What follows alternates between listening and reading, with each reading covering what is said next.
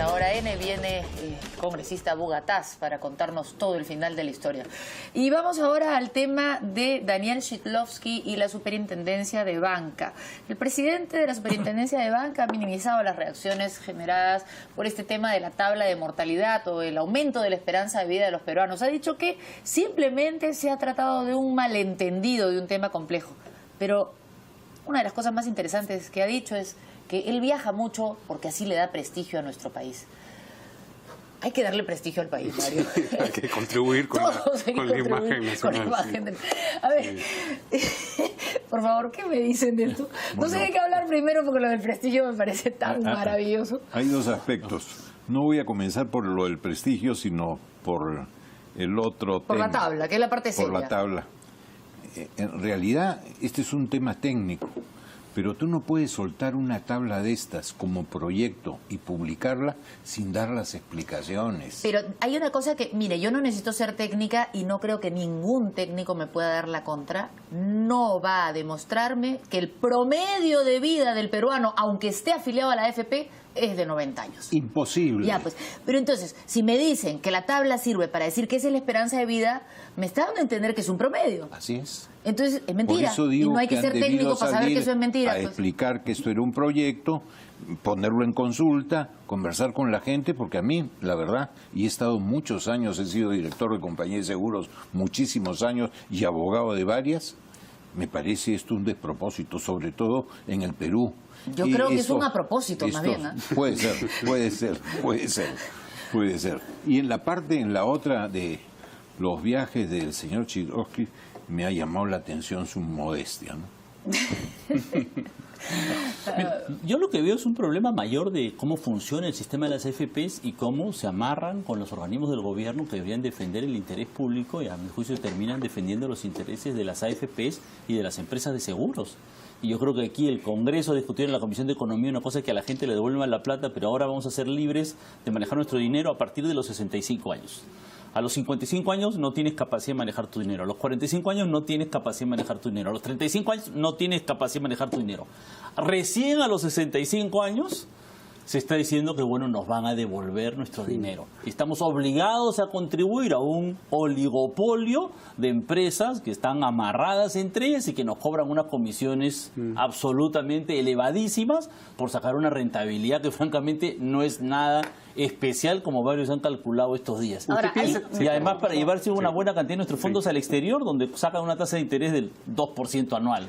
¿Usted piensa que no debería haber obligatoriedad de contribución al sistema de pensiones alguno? O solamente al privado. La propuesta del Frente Amplio es que no debería haber obligatoriedad de contribución ni al sistema estatal. Es que sí debemos tener un sistema de pensiones nacional. ¿Y ese no sería obligatorio? Y eso debe tener un financiamiento por parte del Estado, por parte de los empleadores y también por parte de los trabajadores. Ahora, sí sería obligatorio. La contribución compartida permite que el aporte del trabajador sea muchísimo menor de lo que es actualmente, sería obligatorio, como son muchos de los sistemas que existen en el mundo. Pero a propósito del elemento de libertad que usted ha mencionado, ¿sería obligatorio o no? Bueno, la contribución a un sistema de pensiones como un sistema de seguridad social es obligatorio en prácticamente si uno favorece la idea de la libertad, ¿cierto? Tendría que favorecerla de manera cabal, ¿no? No decir, ¿cómo es posible que no favorezcan la libertad sino hasta los 65 años? Pero eso sí, el sistema de pensiones estatal que nosotros promovemos, ahí sí va a haber obligatoriedad. La libertad económica no puede implicar que no pagues impuestos. La libertad económica no puede plantear que tú no tengas un sistema de financiamiento de la seguridad social. Pero la seguridad social sistema no de es financiamiento no debería ser, o sea, es una contribución lo que uno hace a la seguridad social. Exactamente. Pero no debería ser o no tendría por qué ser un impuesto en el sentido de una contribución al otro, porque se supone que lo que está detrás... El impuesto como contribución al Estado que lo va a repartir en otro que lo necesita más. A eso me refiero con el otro. Bueno, en porque algunos lo que está casos detrás de la claro, seguridad social salud, ¿no? es proteger al individuo en su vejez, al individuo y a las personas que dependan de ese individuo. Entonces, y sobre todo a las personas pobres. Por ejemplo, pensión 65. ¿Es necesario tener un sistema de pensiones para las personas que más necesitan?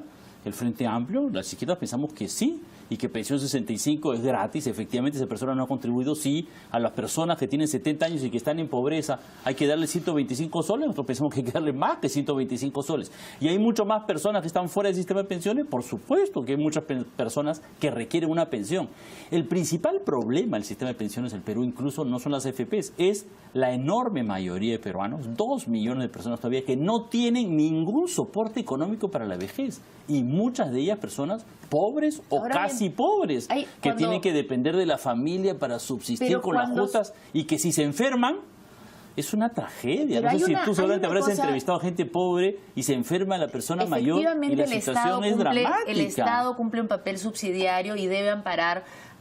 Bueno, somos un país, somos un conjunto, hay una noción de solidaridad y debe amparar al más necesitado. Pero eso no significa que sea correcto subvencionar a todos los demás. Y en ese sentido lo que dice Mario yo creo que tiene que ser rescatado. O sea, optamos por la libertad y si hay libertad decidimos si aportamos o no aportamos a un fondo u otro, o no hay libertad de ninguna clase, que nosotros no creemos en la no libertad y bueno, ya, pues esa es su propuesta, está bien, la propone y la votaremos. Pero si va contra las AFPs, no nos debería obligar a aportar al otro lado, ¿no? Claro. No es a eso voy, el tema de la consistencia. Yo creo que necesitamos un sistema nacional de pensiones, como existe en Estados Unidos, como existe en Europa, como existe en Chile, como existe en Costa Rica, como existe en Brasil, como existe en... Pero en Chile todos, en todos los países latinoamericanos tienen un sistema de pensiones ¿no y muchos de ellos tienen un sistema público de base, digamos, ¿no es cierto? Y eso, ahora... Ese sistema público va a estar solo solo financiado por los trabajadores, no. El Estado y los impuestos, y el impuesto general a las ventas se propone por los organismos internacionales, debe ser una forma de financiar.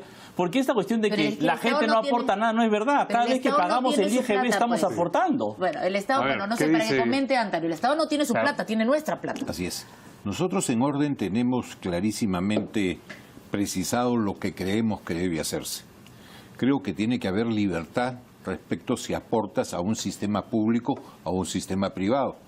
Nos parece que el sistema privado también ha tenido cosas muy singulares, beneficiosas. Se ha convertido en un elemento nuevo que te puede financiar nuevas empresas, ampliación de empresas, etcétera, adicionalmente a los bancos. Esto es cierto. Pero lo que tiene que ser es justo. Y yo creo que ese sistema paternalista que te diga que el ciudadano es un minusválido mental y que yo tengo que decidir por él, me parece francamente no solamente injusto, sino insultante. Nosotros creemos que esto debe ser algo parecido como la CTS. Se ha hecho los cálculos de que el tiempo que te genera a ti recolocarte después que saliste de un trabajo, antes era 6 meses, ahora es 4, y cuando se ha bajado a 4, y entonces se ha dicho, solamente 4 CTS anuales quedan intangibles, lo demás te los llevas. ¿Por qué no puede hacerse algo parecido con el sistema pensionario? Cuando ya tú tienes derecho por tu fondo a una pensión mínima, el saldo te lo lleves. Oye, o cuando tienes una pensión que es tan ridícula que no te va a servir, pero tu fondo de repente te permite tener una carretilla, tener un mototaxi, taxear, etcétera, ¿por qué van a decidir por mí? Yo lo puedo retirar. Y en lo otro es en el porcentaje de la comisión. Nos parece realmente abusivo. Nosotros creemos que el aporte debe tener relación solamente con la rentabilidad, porque no nos parece justo que cuando tú inviertes mi dinero y decides cómo invertirlo, cuando ganamos los dos, pero cuando pierdes, pierdo yo solo, tú no pierdes, tú sigues recibiendo lo mismo. Eso nos parece injusto. O sea, la AFP es la que sigue recibiendo la comisión aunque pierda. Así es. Y otra cosa que decía Pedro... Nosotros estamos de acuerdo con la idea de que la comisión sea sobre la rentabilidad. También Verónica Mendoza lo ha planteado, en el sentido que efectivamente si la AFP gana, que gane una parte. Y si gana bastante, que se lleve un poco más. Pero si pierde, que también pierda, pues digamos, ¿no es cierto? Pues, compartamos las ganancias y las pérdidas, y no sea que ellos ganan... Que hay equidad. Y siempre ganan ellos más que nosotros. Que entonces eso... Y en lo que decía Pedro... Bueno, la solución sería que todos los pensionistas se conviertan en accionistas de las AFPs para participar de las utilidades también, ¿no? Que estén obligados a darle, ¿no? Si no fuera extrañamente paradójico y ser absurdo, porque entonces, claro, ¿quiénes tendrían la plata de las AFP? Pero sería muy lógico, porque las AFP tienen una mucho mayor rentabilidad Pedro, que además lo que parece tenemos que siempre nosotros. tienen utilidades, ¿no? Así que... Pedro ha hablado también de los ancianos y de las medicinas. Nosotros tenemos otra propuesta y que acaban de hacerse en una localidad que se llama Recoleta, en Santiago. Farmacias comunales, nosotros le vamos a decir farmacias baratas. El Estado tiene que comprar para todo lo que es el sistema estatal, salud, Ministerio de Salud, los hospitales de las Fuerzas Armadas, uno corporativamente. Pero ya lo hace, ¿eh? No lo suficiente. Sí, una parte. Dos, tienes adicionalmente que algún ente del Estado no estar con este criterio de que simplemente oferta y demanda y que el Estado no se puede meter en todo. Oye, yo no veo lógico que en el Perú las medicinas te cuesten 5, 7 u 8 veces más, cuando no más, que en otros sitios. Que en Bolivia o que en Ecuador. ¿Por qué? Pero Entonces, hay otros sitios donde cuestan igual o más, ¿eh? O sea, hay otros países donde uno va a la farmacia y para Sí, salir pues. con una pastilla para el dolor de garganta se gasta 24 euros. ¿eh? Claro, pero yo no pretendo que me paguen los 24 euros, pero si son 2.4 euros, ¿por qué no? Y no 5, no 8 como acá. Pero hay Nuevamente- estudios que muestran que las medicinas en el Perú son más caras que en otros Sí, países claro. latinoamericanos. Pero nuevamente y todo yo he eso se estado de soluciona viaje en con Bolivia y en competencia. Ecuador y de verdad que son más baratas. Pero Sí, regresando te lo al tema de las juro, son más AFPs, eso baratas. también se soluciona con competencia. ¿Por Si hay qué una no? verdadera competencia en ¿Por el qué? mercado, vendrá alguien que las venda más baratas. ¿Por qué no puede competir Y el no ha Estado en funcionado, un rol de fíjate. subsidiariedad con los privados? Pero hay No, medicinas baratas también. ¿Sabes qué pasa Lamentablemente no. ¿Sabes qué pasa con la competencia en el mercado de medicinas? Que no funciona muy bien la competencia en el mercado de medicinas. ¿Por qué? Porque a ti el médico te da una receta y para mucha gente es muy difícil decir, bueno, compro el genérico que es más barato, compro el otro. Vas a una farmacia, tú de veras cuando requieres un medicamento vas a ir haciéndote farmacia por farmacia cuando te yo ofrecen. sí voy, ¿eh? Cuando te ofrecen, no Y tienes... le pregunto qué tiene Es este que te ofrecen- ingrediente, es qué que te otro ofrecen- tiene, qué genérico hay, y pregunto si el genérico es chino o es guatemalteco o es porque hay diferencia entre genéricos. Pero te das cuenta que la información que tenemos es recontra difícil. Yo también prefiero los genéricos, pero un montón de personas y un montón de médicos te dicen, no, de ninguna paso, manera compre genéricos, los solo de genéricos esta marca. nacionales son mejores Y la que marca muchos genéricos extranjeros. Yo tengo una anécdota hace unos años que es increíble, ¿eh? Yo quería tomar una acitromicina para la garganta. Claro. Llamé a una farmacia porque estaba recontra mal y me dijeron... Y me lo llevaron a mi casa, 4 soles 50. Tuve que comprar gasa para que me lo llevaran a mi casa extra porque no llevan a casa por 4 soles 50. 3 días después fui a la misma farmacia a comprar porque necesitaba más pastillas. Me El de quisieron marca. cobrar 50 soles. Claro, el de marca Y había caro. pagado 4 soles 50 Sí. en la misma tienda. Dije, no puede ser. En esta cadena de farmacia yo compré este medicamento a la 10ª parte del precio.